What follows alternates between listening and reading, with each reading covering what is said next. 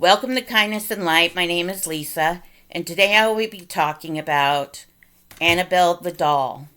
Now, I just did a segment on haunted dolls, and I wanted to make sure that everybody had bits and pieces of each doll that I had covered.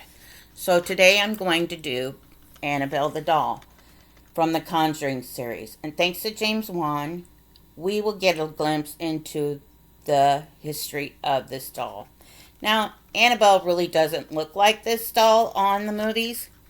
She is a Raggedy Ann doll, and if for those of you who don't know what a Raggedy Ann doll is, it's a soft doll with a soft body, and she has yarn for hair, red yarn, and her eyes are blackened, colored in, and with long eyelashes painted on.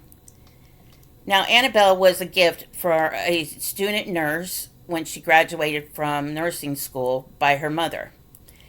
And with this doll, she had got it in 1971 as the graduation gift. And she'd taken it home, and she was very proud that she had just graduated from college, of course, and is a student nurse. And that she had this doll, and she was going to practice on it. And everything and loved this doll that her mother had gifted her. Well, little things started happening. Her and her roommate, which was another lady, they'd noticed strange things. Like I said, first they'd find the doll in other rooms, or they'd hear footsteps, going down the hallway, or they'd come home and they'd find her sitting somewhere she wasn't left at. Yeah, and then they contacted a psychic. Well, let's see what's really going on. Something's going on with this doll, they said. So they contacted a psychic, and the psychic told them that the doll was possessed by a little girl named Annabelle. Well, at first, this lady thought that it's just a little girl. What harm can she do? There's nothing, that really can do anything bad. It's a little girl. So they kept her and invited her into their home and loved her. And then it started out when this woman got a boyfriend that Annabelle started leaving notes all around us. Help us, help us. First it was like in dirt, muddy footprints everywhere, Then it was blood. And when it turned into blood, it said, help us, Lou. Now, that was the woman's boyfriend's name, Lou. So that's when they contacted the Warrens. Now, people who know paranormal and have heard of paranormal and the Conjuring series know of the infamous Warrens. The Warrens are famous. Ed and Lorraine Warren are famous for parapsychology and demonology and the occult and things like that. So they contacted them. They came to the house, had taken the doll, had a minister bless the home, and taken the doll back to their home, which they have a museum of haunted artifacts in their home, which would be pretty gutsy, I guess. I wouldn't want that stuff in my house. I would have it in a sealed up barricade bunker somewhere, But they had it in their home, in a room in their home, and they have a minister come and bless all of these haunted objects in it.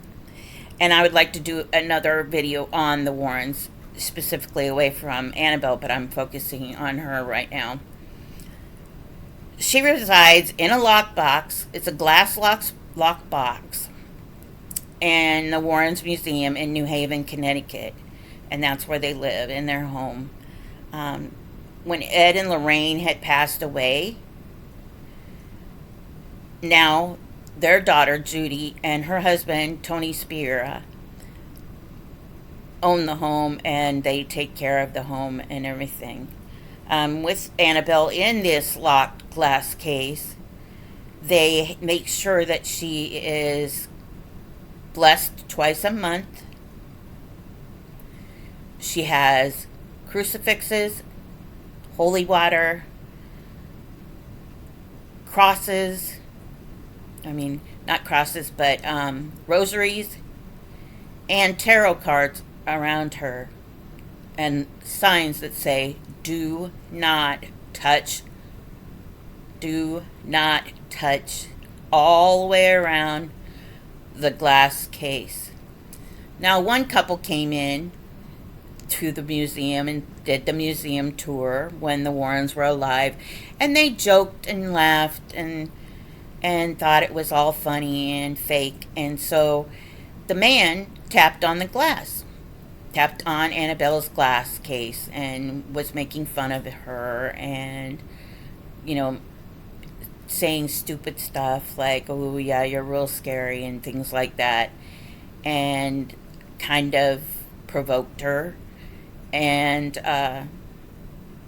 then they left and gotten back on their motorcycle after they left the museum. They got back on their motorcycle and was driving down, back to wherever they were going to go, and laughing and joking about the silly doll and the curse and the stuff like that. And they got into a accident.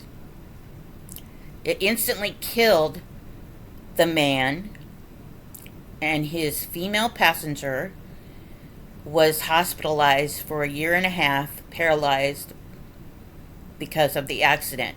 Now, was this coincidence? Or was it the curse? Was it because they were provoking and telling this demon, come on, come and get me, do whatever you want with me, you're not scary, blah, blah, blah? We'll never know. You'll never know. But people like me, I believe in stuff like that. I mean, I don't go and provoke anybody. That's the first thing you know. I mean, I've watched enough scary movies to know that you don't go in and provoke spirits. You don't go in and harass them or scare or humiliate them or anything like that. That's just bad juju. I mean, if you're watching this, I'm sure you know that rule, right? You don't go in and say that they're not real or they're not this. We'll never know if it was because he went in there and did that. We'll never know if it was just coincidence. So why speculate and take the chance of it happening to you and go in and try and do it again? I think that a lot of people would go into places like the Warrens Museum, which unfortunately can't now. They've closed that down because of the Warrens' deaths. Both of them have passed away now. But like I said, they're still protecting that area and protecting it. And what's odd about that is Tony Spera takes you on, or he used to take you on, tours, and he would start at the Union Cemetery, which the Warrens had always explained that was one of the most haunted cemeteries in the United States. And they did not like going there. And that'll be another part of another video, is the Warrens. I'm going to do a video of them completely, just documentary kind of, some of their most infamous cases. But yeah, they're buried there at the Union Cemetery in Connecticut. And with this, there's just, like I said, why risk things that you don't know may or may not come true? Yes, we all look for answers, and yes, we all are interested in things like this, and I'm interested in things like that, but I wouldn't go in and provoke anything like that. So with Annabelle, we do have the several series by James Wan. We have the Conjuring series, of course. And it has gone on and on. And the last one, I believe, it's mostly about the Warrens cases. And like I said, I will do another segment, another video on that. But my next video will be about Robert the doll. And I hope you enjoyed this. And please think twice about buying dolls at secondhand stores or off eBay, knowing that they are possessed or haunted. There are several websites that say buy this haunted doll. I know that there are people like Zach Baggins from famous Ghost Hunter series, and he has a museum of his own in Las Vegas, haunted museums. So most of these dolls are in museums, and they can be looked at, but do not touch. And two, definitely do not provoke them, because they can get you back. Many blessings of kindness, and shine your light on all. Peace.